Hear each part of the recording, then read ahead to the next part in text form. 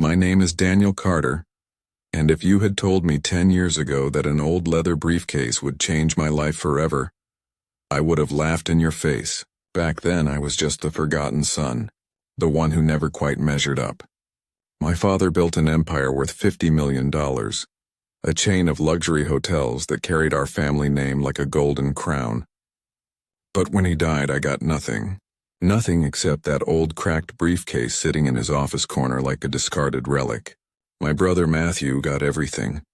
The company, the cars, the mansion, the name, and me? I got pitying glances and polite condolences. I can still remember the moment the lawyer slid that briefcase across the table toward me. "This was your father's wish," he said, not meeting my eyes. I forced a smile, trying not to let the humiliation show. My mother's eyes were red, but she didn't speak. My brother sat back in his chair, smug and relaxed, a small smirk playing at the corner of his mouth. "A briefcase, huh?" he said. "Guess Dad thought you'd need somewhere to keep your job applications." Everyone laughed, everyone except me. I took the briefcase without a word. It was old, scratched, and the handle was worn smooth by years of use. When I opened it later that night, it was empty except for a single envelope. Inside was a note in my father's handwriting. It read, "If you're reading this, I'm gone. Everything I built means nothing without purpose. Find yours. Start at the beginning." That was it.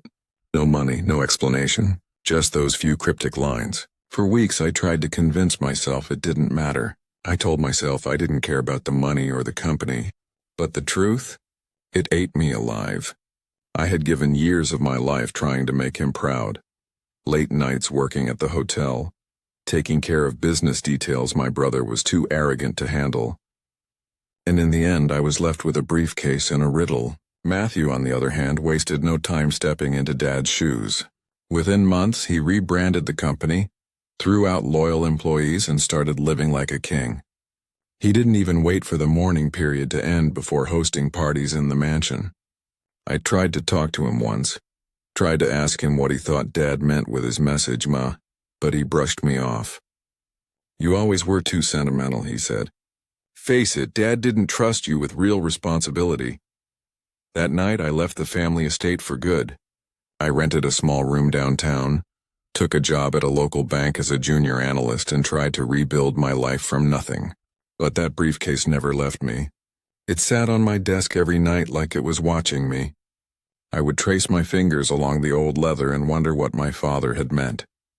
Start at the beginning. What beginning? His first hotel? His first deal? His first loss? One rainy evening I decided to find out. I drove 3 hours to the small town where he opened his very first hotel, a rundown place now converted into a gas station. I walked around the back into the lot where the old staff quarters used to be. There, behind the building, I found the foundation stone still engraved with the year the hotel opened. Something made me kneel down. The rain poured over me, soaking my clothes, but I didn't care. That's when I saw it. Carved faintly into one of the stones were my initials. DC had hit me like a lightning bolt. I was born that year. I rushed back to my car and opened the briefcase again. This time I noticed something I hadn't before, a faint seam along the inner lining. Carefully I tore it open and a small key fell out.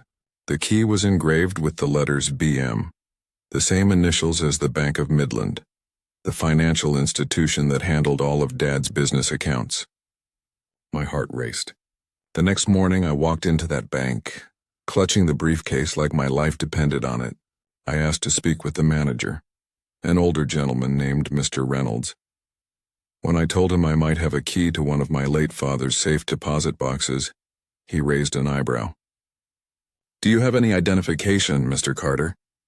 I nodded and handed him my ID. He checked something on his computer, then froze. For a long moment he didn't move. Then slowly he looked up at me, pale as a ghost. "Sir," he said quietly, "I think you should come with me."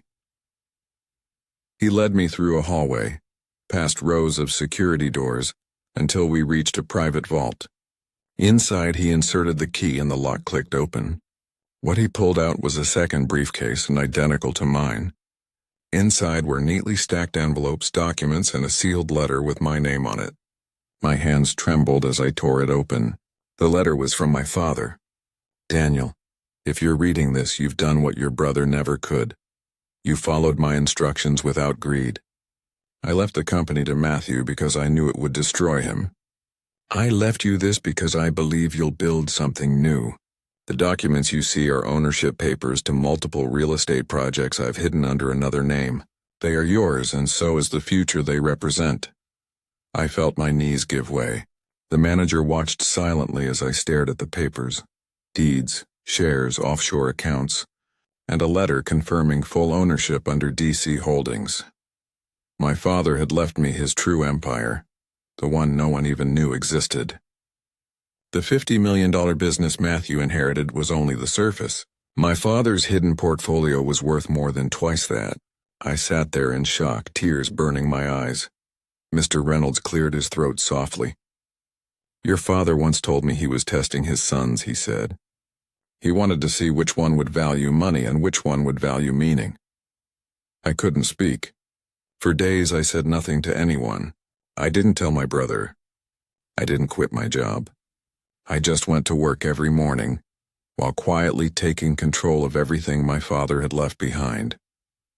I transferred funds, verified ownership, and built a new company from the ground up. Not for revenge, but for redemption. But fate, it seems, wasn't done testing me. One day, Matthew showed up at my apartment unannounced. His eyes were bloodshot, his hair disheveled. You knew, he spat. You knew about the accounts. I said nothing. He slammed his fist on my table. The bank called me. They said you've been making withdrawals from Dad's old trusts. Those were supposed to be mine. I looked him in the eye. No, Matthew. Those were never yours. He stared at me like he didn't recognize me. You think you're better than me now? He sneered. You think you can take everything from me? I didn't take anything, I said quietly. Dad gave us both a choice. You chose greed. I chose faith. He laughed bitterly. Faith doesn't buy mansions, Danny. No, I said, standing up. But it builds legacies. He left that night furious and humiliated. Weeks later, I heard he'd sold off most of the company's assets to cover debts. His empire crumbled faster than it was built. I could have gloated. I could have gone public and destroyed him completely. But I didn't. I used what my father gave me to create something new. A foundation for orphaned kids, scholarships for students, housing for struggling families. And as I stood one evening on the balcony of my own office, overlooking a skyline that glowed with life, I finally understood my father's message. Start at the beginning. He wanted me to remember where we came from. Before the money, before the power. Back when all we had was a dream and determination. He wanted me to learn that success without purpose is just another kind of failure. Sometimes I think about that day in the lawyer's office. About my brother's laughter, the humiliation, the pain. And I realize now that moment was a gift. If I had received what I thought I deserved, I would have become just like him. Empty. Bitter. Lost. The briefcase wasn't a punishment. It was a mirror, reflecting the man my father hoped I'd become. People often ask me what I learned from all this, and I tell them life's greatest treasures don't come wrapped in gold. They come disguised as heartbreak, rejection, and loss.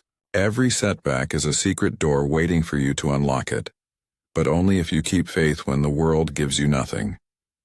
I visit my father's grave every year on his birthday. I bring that old briefcase with me, still scratched and worn, the leather now cracked deeper with age. I rest my hand on it and whisper, I found it, Dad. I found my purpose. And somewhere, I like to believe he hears me. So if you're sitting there feeling like life has cheated you, like others got the fortune, the love, the recognition, don't give up.